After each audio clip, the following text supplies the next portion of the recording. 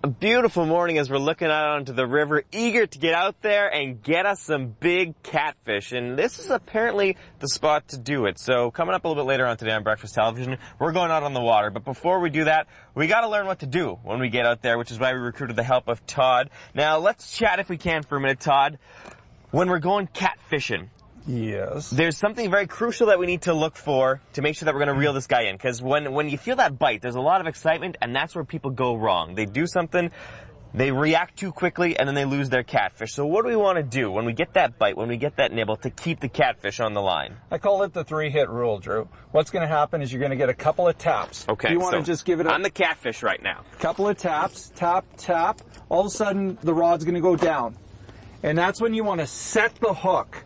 Okay. And that's when you'll catch them. Because what will happen is the cats will rub their barbels against the bait, not actually having it in their mouth. So you set the hook, you're going to miss them. So the barbels are those whiskery things that they've got there? Yes, exactly. Gotcha. So when you're feeling that thing, it's not actually in the catfish's mouth, and that's where people are going wrong. They think they got it, but they don't got it yet, right? No, wait for the firm pull down, then set the hook. All right, now, we were talking a little bit before we went on about reading the water, because this is where we're going to be launching. Then we're going to be heading up the river, and we can tell where the catfish are, or at least where they're going to be, just by looking at the water?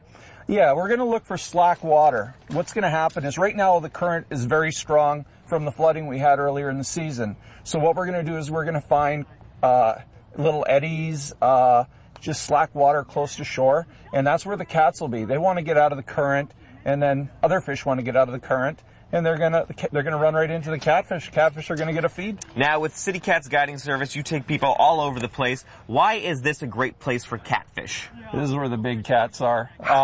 They have trouble getting past the locks, so there's a huge concentration of catfish right here on this part of the river. So, and they're big. When we're talking big, what's big? Oh, you can get one over 35 pounds easy. 35 pounders in the waters right here? Absolutely. Over 40 inches long. So how long does that fight go if you actually get them baited on their well? If you're trying to reel in one that big, what's that like? It's going to be about a 25-30 minute fight, and it's an adrenaline rush.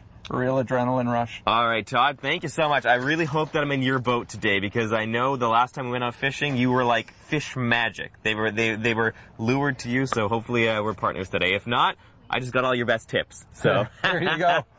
If you want more information on getting fishing this season, go to our website at breakfasttelevision.ca, because Travel Manitoba has some great ideas for you and your entire family. We're taking a quick break here on BT. More to come later this morning from Selkirk.